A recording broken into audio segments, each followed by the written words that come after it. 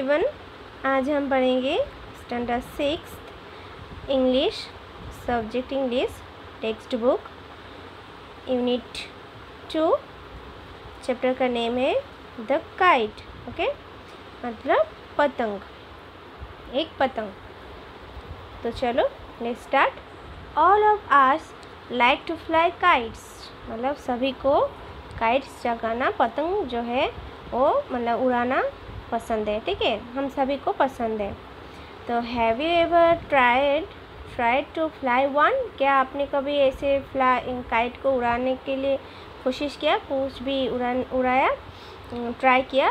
तो read this poem about a kite as it flies in the sky. चलो हम ऐसे मतलब एक स्काई के बारे, मतलब काइट के बारे में पढ़ते हैं जो इस पोएम में है कि स्काई में, आसमान में कैसे वो काइट उड़ रहा है। ठीक है, चलो देखते हैं। Let's start. How bright on the blue is a kite when it's new, with a dive and a dip it snaps its tail. मतलब स्काई में, आसमान में जब एक ब्लू कलर का काइट उड़ता है तब कितने ब्राइट, मतलब कितने अच्छा लगता है ना।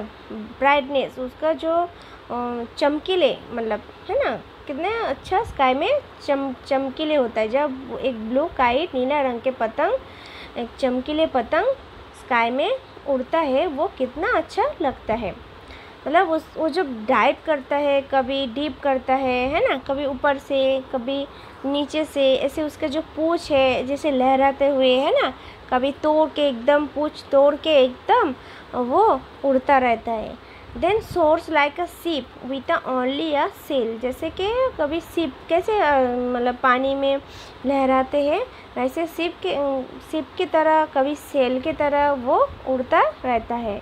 As over tides of wind it rides, जब तक कोई मतलब हवा, उसको हवा का दूसरा झोंका ना आए, हवा का झोंका ना आए, वो तब तक वो उड़ता रहता है। फिर उसका कभी हवा, फिर उस जो नीचे भी हो जाता है ना, फिर उसका दौड़ छोड़ना पड़ता है। Okay, climbs to the crest of a gust and pulls, मतलब फिर उसको क्या करना पड़ता है, कभी उसका दौड़ जो है वो खींचना पड़ता है ना, फिर हमें उसको क्या करना पड़ता है, जब तक हवा ना आए तब तक उसको क्या करना पड़ता है, उड़ाना पड़ता है। ठीक है, फिर जब हवा आता है फिर वो उड़ता रहता है। ओके, ऊंचा उड़ता है, फिर खींचना पड़ता है, फिर उड़ाना पड़ता है, कभी ढील छोड़ना पड़ता है। आप लोग भी उड़ाए होंगे है ना फ्लाइट, आपको और भी अच्छे से पता होगा कि कैसे काइट उड़ाता है, पतंग उड़ाते हैं। तो then seems to rest as wind falls, मतलब जब हवा बंद हो जाता है, गिर जाता है, तब वो रेस्ट करता है ना। तो when string goes slack you wind it back and run until a new breeze blows, मतलब फिर क्या होता है, फिर उसको पीछे खींच लेना पड़ता है। जब हवा बंद हो जाता है, रुक जाता है, वो नीचे आ जाता है, तब वो उसको पीछे लेना पड़ता है ना, खींचना पड़ता है। फिर दूसरा जब हवा आता है, नया ब्रिज मतलब ब्लोज आता है, हवा आता है, फिर वो दौड़ने लगता है, फिर से ऊपर आसमान में वो उड़ने लगता है। And its wings feel and up it goes, फिर वो जाने, अपने पंख उड़ा के वो फैल के एकदम चला जाता है ना, आगे बढ़ता है।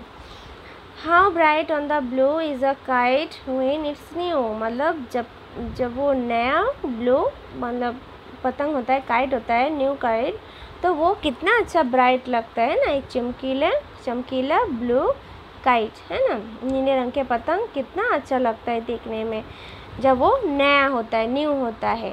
But a regular thing you never will see, मतलब लेकिन कभी आप एक चीर फाड़ के, मतलब एक टूटा फूटा फड़ा हुआ ऐसा कोई भी चीज़ आपने नहीं देखे होंगे।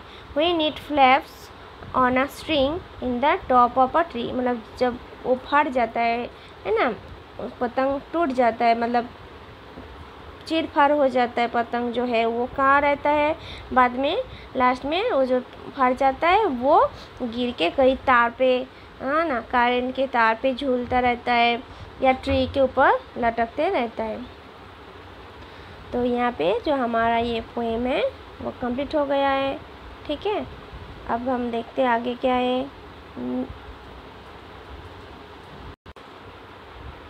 तो आई होप आपको ये पोएम समझ में आ गया है, ठीक है। छोटा सा एक पोएम था काइट के बारे में, पतंग के बारे में। तो हमारा कंप्लीट। नेक्स्ट क्या है, नेक्स्ट एक्सरसाइज है working with the poem. Poem में क्या है, नंबर 1 में है list out the action words in the poem. यहाँ पे आपको एक्शन वर्ड्स, पोएम में से एक्शन वर्ड्स जो है वो ढूंढना है ना। एक लिस्ट तैयार करना है, जैसे कि डाइव, डीप, स्नैप्स, ठीक है, आपको ये लिखना है। तो मैं आपको एकदम डायरेक्ट आंसर में आंसर दिखा देती हूँ, ठीक है।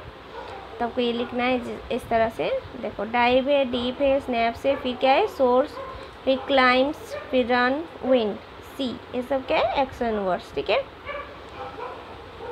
नेक्स्ट क्या है find out the meanings of this words, आपको मीनिंग्स निकालना है, ठीक है। जैसे डाइव, डीप, स्नैप, सोर्स, ठीक है, ऐसे के गिवन इन ग्लोसरी, इसका मतलब है ग्लोसरी। क्लाइम्स यानी गोज अप,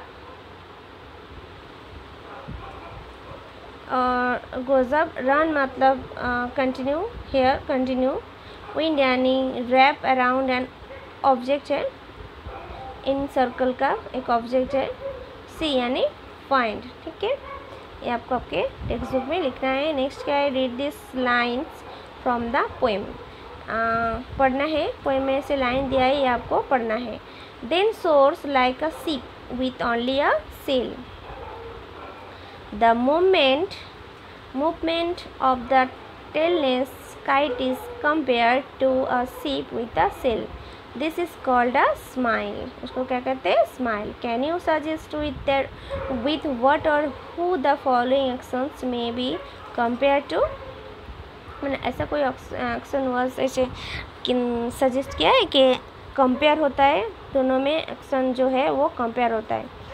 तो he runs like a hare, he runs like a hare, he eats like a horse, she sings like a lark, ठीक है। it shines like a star, it flies like an arrow। ऐसे देखो compare हो, runs जैसे कि hare कैसे दौड़ता है, eats horse like a horse कैसे खाते हैं, she sings like a lark, it science star, star कैसे साइंस करते हैं, flies like an arrow, okay. यहाँ पे हो गया हमारा ये चैप्टर कंप्लीट। एक्सरसाइज इस चैप्टर मतलब चैप्टर में जो एक्सरसाइज है वो भी हमारा कंप्लीट हो गया है। ये पूरा आंसर दिया हुआ है, ठीक है। आपको सिर्फ आपके बुक में, टेक्स्ट बुक में जो ब्लैंक्स है उसमें कंप्लीट करना है, फिल करना है, ठीक है। फिर आपको नोट में लिखना है, ठीक है। होपफुली आपको ये वीडियो हेल्पफुल लगे है। हेल्पफुल लगने से क्या करना होगा, आपको ज़्यादा से ज़्यादा शेयर करना है आपके फ्रेंड्स के साथ, और लाइक करना है और सब्सक्राइब करना है, ओके। इसके बाद का जो चैप्टर है वो मैं आपको नेक्स्ट सेक्शन में बताऊंगी। Okay, thank you.